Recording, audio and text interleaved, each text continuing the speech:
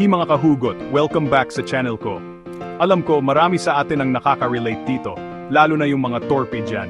Ito ang ilang mga karaniwang senyales na baka may gusto sa iyo ang isang babae. Kaya dapat maging mapagmasid tayo at makaramdam.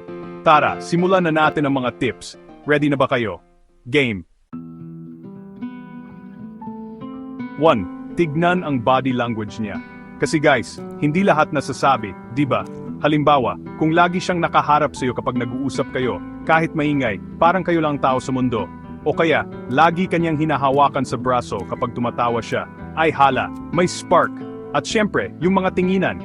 Kung lagi siyang tumitingin sa iyo, tapos biglang iiwas kapag nahuli mo, ay naku, may something. 2. Tignan mo kung madali siyang kausap. Madali ba siyang mag-open up ng mga kwento? Kapag madali siyang kausap, ibig sabihin, komportable siya sa'yo. Kapag gusto ka ng isang girl, hahanapan ka talaga niya ng topic. Hindi siya maubusan ng kwento at laging may bagong bagay na pag-uusapan. Kahit ang boring ng topic, interesado siya sa mga sinasabi mo. Makikita mo sa mga mata niya na nakikinig siya ng mabuti at nag-e-enjoy sa usapan niyo. Kung dati, hi at hello lang ang chat niyo ngayon, inaabot na kayo ng ilang oras sa pag-uusap, ay may something na yan. Ibig sabihin, gusto kanyang makilala ng mas mabuti. Lalo na kung nagkukwento na siya sa iyo ng mga personal na bagay, like yung mga pangarap niya, takot niya, at mga sikreto niya, ibig sabihin, komportable na siya sa iyo. Ibig sabihin, may tiwala na siya sa iyo. Pero syempre, dapat ganoon ka rin sa kanya. Dapat marunong ka ring makinig at mag-share ng sarili mong kwento. Mag-share ka rin para may tiwala. Ang kwentuhan ay hindi lang isang paraan para magpalipas ng oras, kundi isang paraan para mag-build ng deeper connection. 3. Tignan mo kung maalaga siya sa'yo. Kapag ang isang girl, interesado sa'yo, naalala niya yung mga sinasabi mo kahit yung maliliit na bagay pa yan, like yung paborito mong pagkain, yung birthday ng aso mo, o yung time na na-late ka kasi na traffic ka. Joke lang yung huli. Halimbawa, kung nabanggit mo dati na masakit ang ulo mo, tapos binigyan ka niya ng gamot, hala, concerned siya sa'yo. 4. Ang isang babaeng may gusto sa'yo, gagawa at gagawa yan ng paraan para makasama ka, kahit gaano pa siya ka-busy. Pero kung lagi kanyang niyayaya lumabas, kahit kape lang, o kaya naman, nag-a-adjust siya ng schedule niya para lang magkasama kayo. Yun na yun, ibig sabihin, importante ka sa kanya. 5. Tignan mo kung komportable siya sa iyo. Kapag ang isang babae gusto ka, magiging totoo siya sa sarili niya kapag kasama ka. Hindi siya nahihiya magpakatotoo, kahit maging mukhang loka-loka pa siya minsan. Halimbawa, kung kaya ka na niyang asarin, kulitin, o sabayan sa mga kalokohan mo, ay naku, malapit na yan. Ibig sabihin, komportable na siya sa iyo at hindi na siya nagpapa-impress. 6. Pansinin mo yung mga tanong niya sa iyo. Kapag ang isang girl, curious sa love life mo, ay naku, malaki ang posibilidad na may gusto siya sa iyo. Halimbawa, kung tinatanong ka niya kung may girlfriend ka na, o kung ano yung tipo mo sa babae, ay Diyos ko, obvious na yan. 7. Tignan mo kung protective siya sa iyo. Kapag ang isang babae, may gusto sa iyo, natural lang na mag-alala siya sa iyo, at gusto kanyang protektahan.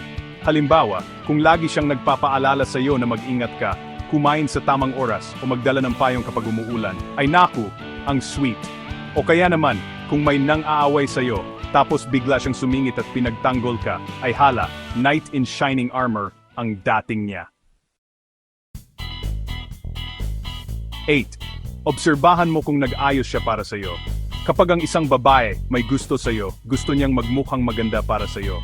Halimbawa, kung dati naka-t-shirt at jeans lang siya, tapos ngayon, naka-dress na at naka-makeup, ay naku, may pabongga. O kaya naman, kung lagi siyang nagpapabango at nag-aayos ng buhok kapag alam niyang makikita ka, ay hala, blooming na blooming. 9. Pansinin mo kung madalas kanyang nahahawakan.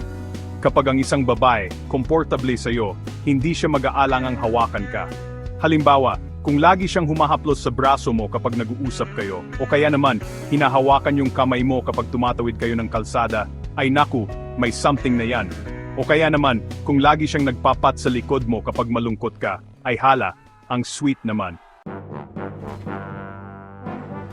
10. Tignan mo kung may mga inside joke na kayo.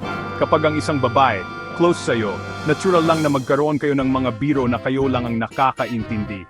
Halimbawa, kung may mga salita o pangyayari na naalala nyo at pinagtatawanan nyo, ay naku, malakas ang koneksyon nyo. 11. Tignan mo kung napapansin niya yung mga maliliit na detalye tungkol sa'yo. Halimbawa, kung nagpagupit ka lang ng konti, tapos napansin agad niya, ay naku, ibig sabihin tinitignan ka niya. O kaya naman, kung naalala niya yung kwento mo tungkol sa paborito mong author, tapos binigyan ka niya ng libro ng author na yon, ay hala, ang thoughtful naman. 12. Tignan mo kung nagsiselos siya. Kapag ang isang babae may gusto sa'yo, natural lang na magselos siya kapag may nakikita siyang iba kang kasama. Halimbawa, kung nakita kanyang may kasama kang ibang babae, tapos bigla siyang nag-iba ng mood o umiwas, ay naku, selos na yan. O kaya naman, kung nabanggit mo yung pangalan ng isang babae, tapos bigla siyang nagtanong ng sino yun, ay hala, interesado siyang malaman kung sino ba yung taong yun sa buhay mo. 13. Tignan mo kung kasama ka sa mga plano niya. Mahalaga ito dahil nagpapakita ito ng intensyon at commitment. Kung kasama ka sa mga plano niya, ibig sabihin ay binibigyan kanya ng halaga at iniisip kanya sa kanyang hinaharap. Kapag ang isang babae, gusto kanyang maging bahagi ng buhay niya, kahit sa mga simpleng plano lang. Ang mga maliliit na bagay tulad ng pagplano ng mga simpleng lakad o pag-uusap tungkol sa mga pangarap, ay nagpapakita ng kanyang interes at pagmamahal. Halimbawa, kung niyayaya kanyang manood ng Sign next week, ito ay isang senyales na gusto kanyang makasama at mag-enjoy sa iyong presensya. Ang mga ganitong simpleng plano ay may malalim na kahulugan. O kaya naman, sinasabi niya sa iyo, yung mga plano niya sa bakasyon, ito ay nagpapakita na gusto kanyang isama sa kanyang mga adventure at mga bagong karanasan. Ang pagplano ng bakasyon kasama ka ay isang malaking bagay. Ay naku, ibig sabihin nakikita kanya sa future niya. Ang pagkakaroon ng mga plano para sa hinaharap kasama ka ay isang malinaw na indikasyon na mahalaga ka sa kanya at gusto kanyang maging bahagi ng kanyang buhay. O kaya naman, kung nagpaplano siya ng isang event, tulad ng isang party o isang espesyal na okasyon at iniimbitahan kanya, tapos tinanong kanya kung pwede kang sumama, ito ay nagpapakita na gusto kanyang makasama sa mga mahahalagang sandali ng kanyang buhay. Ang mga ganitong imbitasyon ay hindi basta-basta. Ay hala, gusto kanyang maging part ng mga importanteng pangyayari sa buhay niya. Ang pagiging bahagi ng mga espesyal na okasyon ay nagpapakita ng kanyang pagmamahal at pagpapahalaga sa iyo. Kaya, kung kasama ka sa mga plano niya, ibig sabihin ay mahalaga ka sa kanya. 14. Tignan mo yung mga mata niya. Sabi nga nila, the eyes are the windows to the soul. Kaya naman malalaman mo rin kung may gusto sa iyo ang isang babae sa pamamagitan ng mga tingin niya. Halimbawa, kung lagi siyang nakatingin sa iyo, kahit hindi ka naman nagsasalita, ay naku, malakas ang tama sa iyo niyan. Pansinin mo kung lagi siyang handang tumulong sa iyo. Kapag ang isang babae may gusto sa iyo, gusto niyang maging maasahan siya at maging source ng comfort at support mo.